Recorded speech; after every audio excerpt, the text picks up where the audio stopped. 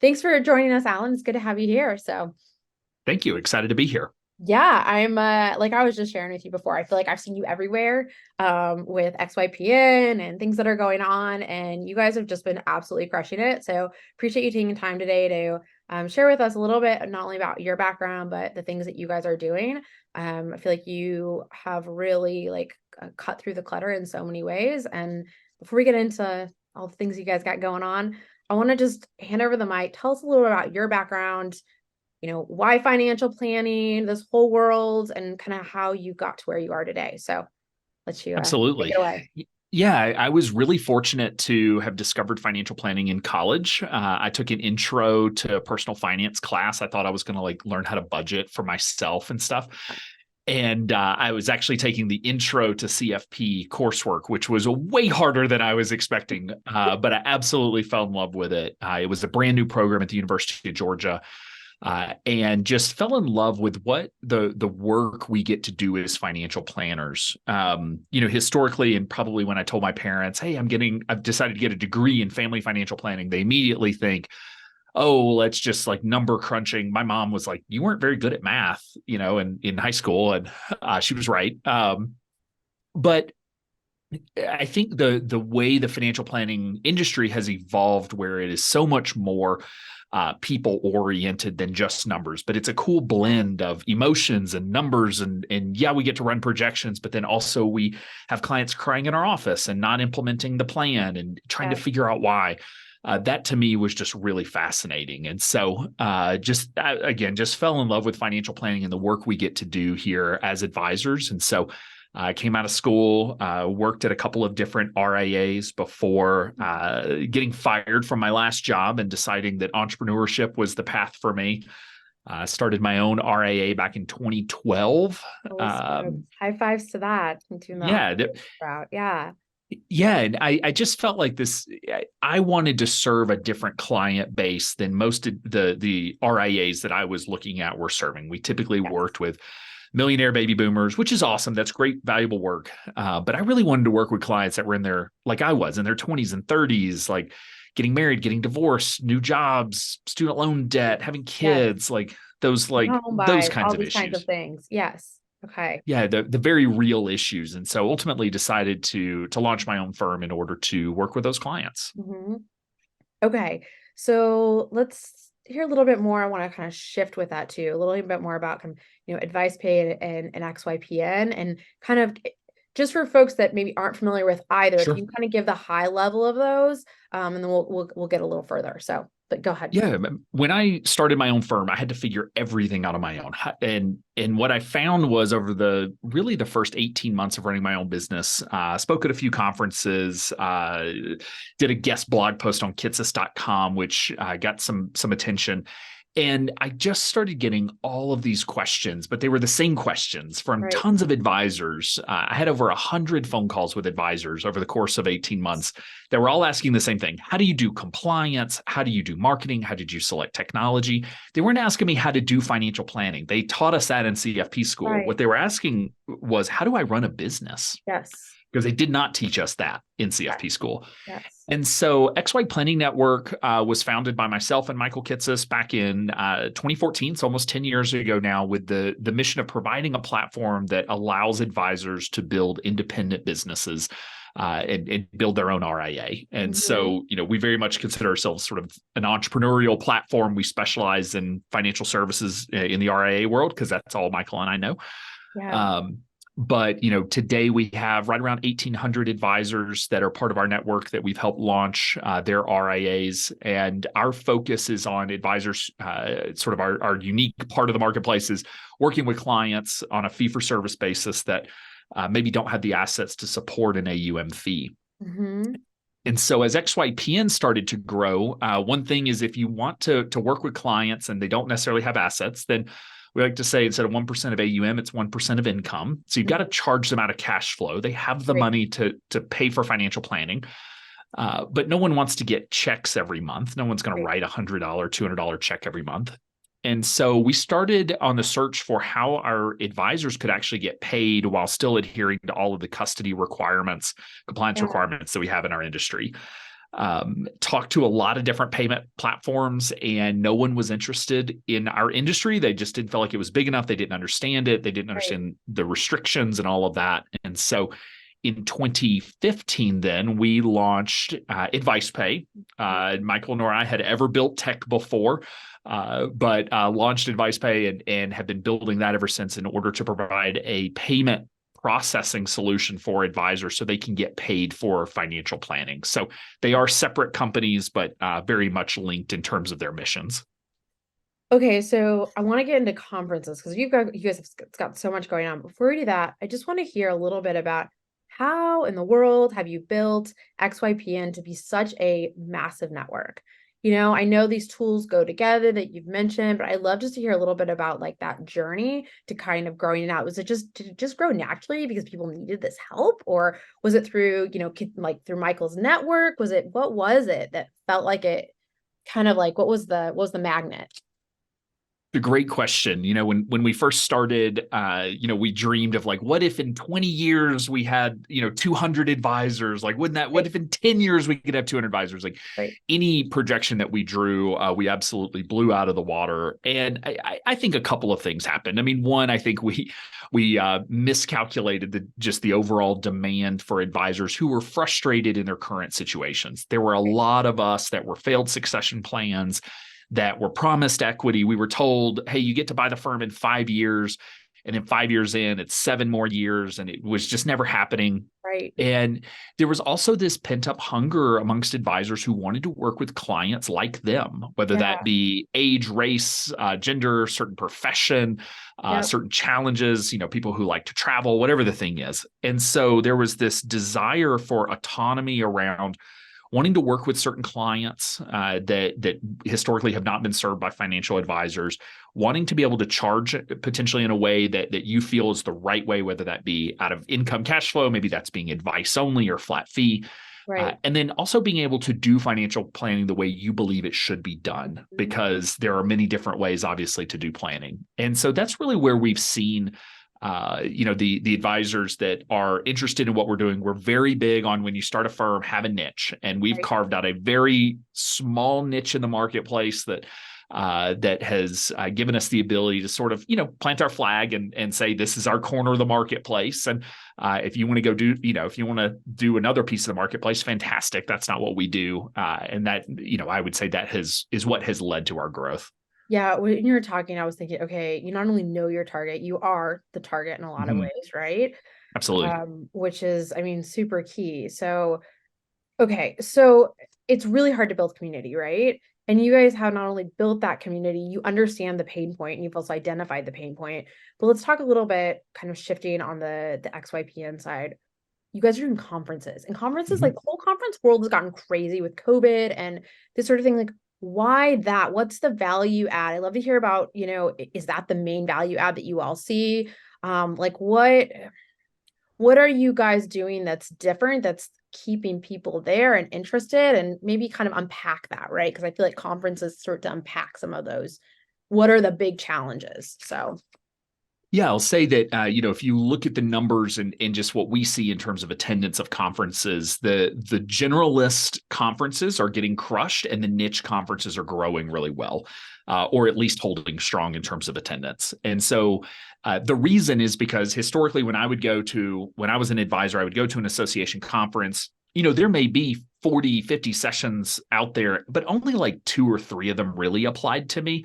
yeah. And I'm surrounded by advisors, especially then. Like, I was 25 when I started my firm. Like, I sat at the kids' table because there was like one table of us under 40, and there weren't really advisors that were dealing with what I was dealing with at the time. And so what you generally see from the really big conferences, or the historically more generalist conferences, is they just struggle to curate the content and the experience to be ideal for their target market, because their target market is so wide. And so by Yeah. having a really narrow focus here at XYPN, it helps us to curate the conference in a way that makes it a conference that people actually want to come to. And so, a few of our tenets are, we don't do any pay to play speaking.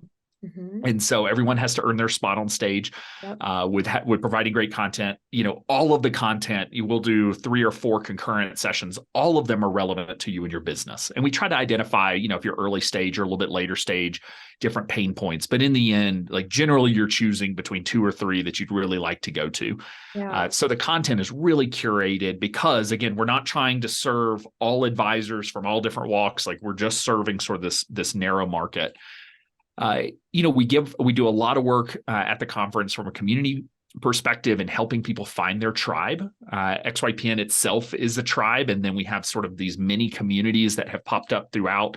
Sometimes those are niche focused, like the Right.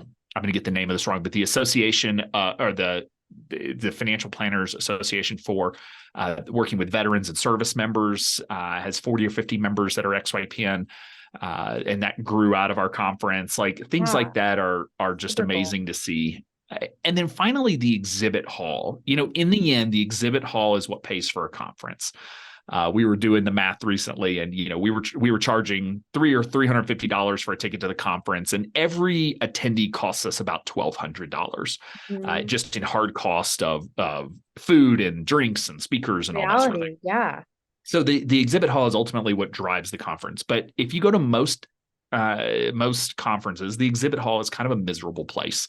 It's miserable for vendors because you stay in there for 3 days, you work for Right. an hour, you're off for 2.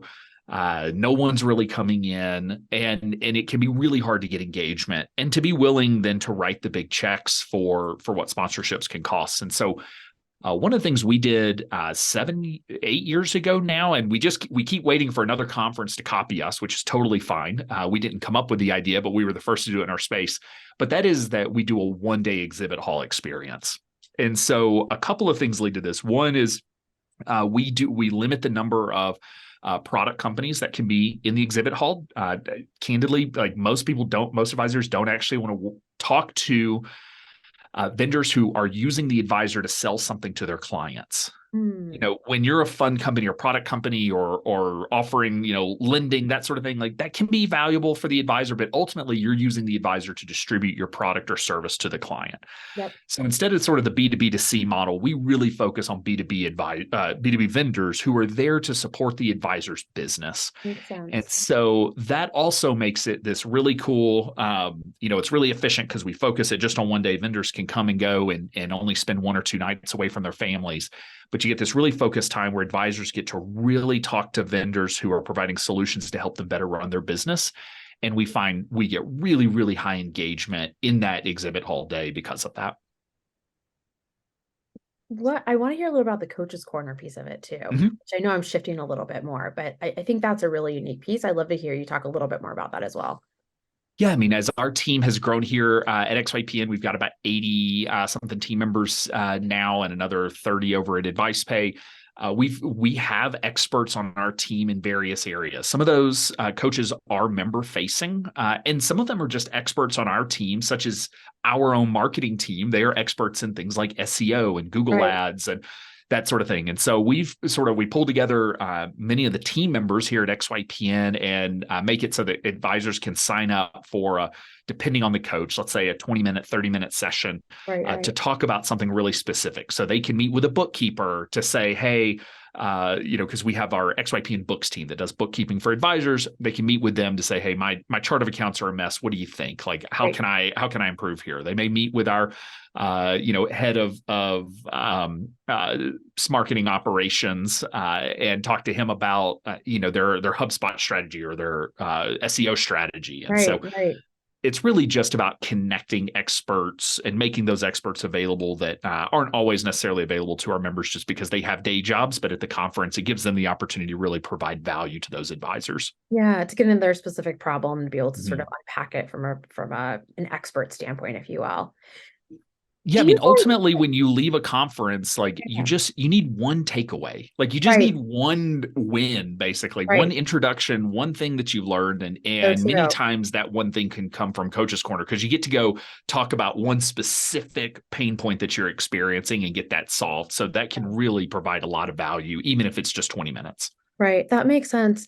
So can you share a little bit more about like, is there any pre and post conference things that are happening, sort of like to get people, I don't know, just excited about the speakers or help planning or any homework and kind of what happens post? That's a great question. We don't do a ton on the pre side. Just, obviously we do the announcements around who the keynotes will be and Right. releasing speaker names and that sort of thing. After the event, there is an opportunity. We record every session, so attendees can go back and watch the sessions that they missed, or be able to download the files or the slides from any of those sessions. But really, it sort of funnels into our overall community that we're curating and working on throughout the year, which Yeah. is doing local meetups in various cities where we have sort of a bunch of advisors in one place. There's online communities and study groups, and we have webinar content throughout the year. So we're really engaging in what would, if all we did was a conference, we would probably be adding on a lot of the community stuff that we do in order to drive engagement. Yeah. We just started with a community, then added the conference. Do you How have you guys gotten people out of their house, especially with COVID, and getting them to the conference? Do you think it's all this pre-work on the side where people are like, I made that connection, I want to meet that person, and this is like further driving that? Or what, like, how are you making that happen? Are people just frankly sick of like the webinars, right? Like, tell me a Yeah. little bit about that. I would say that, our target market, the majority of XYPN advisors are solo advisors. Many Mhm. times they are the parent that became the stay-at-home parent or the on-call parent during COVID. And so they became the teacher and the daycare and all the Yes. things all at once. And what we find is that many times, especially, sort of, I guess, 2021, 2022, this was Mhm. the first time they had been around other adults. And it was Needing it was that kind of an dialogue. excuse to get out of the Yeah. house and just go, like, not be dad or mom, just go be a financial planner, go be an advisor again. And so the energy levels in, I guess it was 2022, we were in Denver. Just the energy levels of the conference was so high. It was so fun. Because the advisors really appreciated that community. They missed that in-person community, and so we generally find advisors want to go to 1 to 2 conferences a year, and so we're shooting to be the one of those One of those conferences for two. our Yeah, members. Yep. yeah. That makes sense. Okay. Um, so kind of with this, like you got your pulse on what's going on. Like, you're feeling that pain point. You've got this whole community that you've built. Are there any trends that you're seeing, like topical trends, challenges that this audience needs? Like, what are you hearing? Yeah, I mean, there are a few different trends that we're seeing. I mean, one is that the makeup, the demographic of clients is changing. Mhm. The demographic of the clients who are looking for financial advice, they are younger, they are less male, they are less white than they used to be. Historically, that's just who we've served, and yet there's a much more diverse audience that's looking for financial planning and need financial planning, and so and they're willing to pay for advice. They understand that there are sales, or there are compensation models that are not as aligned potentially with their best interests, and they're looking for fiduciary advisors, whether they're fee only or not. I'm less concerned about your fee structure. I'm much more concerned about being a fiduciary. So if you're a fiduciary advisor, clients are looking for you. The technology landscape continues to evolve rapidly. It probably gets, sometimes I feel like, too much attention, sometimes not enough, depending on the day. But the landscape is changing quickly, and we are starting to see sort of this rise of more niche planning tools that really allow us to do less rearward looking sort of plan generation, and more sort of real time financial planning and value add. And so we're seeing the fastest growing technology companies in our space seem to be the ones that are supporting the delivery of advice. They're Yes. supporting us showing value to our clients throughout the year. And then finally, we continue to see the rise and the success of advisors who are willing to go all in on a niche. Hmm. And we continue to see these firms growing, and we do an annual benchmarking survey to our members, and those who are focused on a niche, they are growing faster. They have much higher close rate with prospective clients. They are spending less time per client because they're experts in that area. Yes. They're earning higher fees per client. Like, all the metrics that you want to see are They you're align. seeing when you have a niche. And so That's been another sort of trend that we've championed, and we're starting to see the fruits of that. That the folks who are willing to say, I work with this particular target market, are definitely seeing the benefits of it. Yep, so fascinating. Okay, one more question for you. So, looking ahead, anything that you want to call out for the future of what, XYPN looks like, Advice Pay, anything that's kind of on the horizon that would be good to give a shout out to? Yeah, I mean, we announced it at our conference. Depending on when this episode goes live, I may have been announced or not, or maybe I'm letting the cat out of the bag. But we are moving forward with a pilot project to offer a corporate RAA to our members. Historically, each of our members are their own RAA, so we have 1,450 RAAs affiliated with XYPN, and we are starting to see more advisors who are looking for the ability to still have their own brand and their own website and that sort of thing, but to still be able to centralize a lot of the back office operations, compliance, investment management tasks. And so that's really what we're going to be working on in 2024 is piloting that program and really gaining an understanding of what are the needs of our members and how can we support them. But it's something I'm pretty excited about because there's a huge need in the industry for corporate RAA services, sort of those centralized services that are really planning centric. Historically, they've been very investment centric. And so that's going to be our focus for the next year and really excited for what that's going to bring.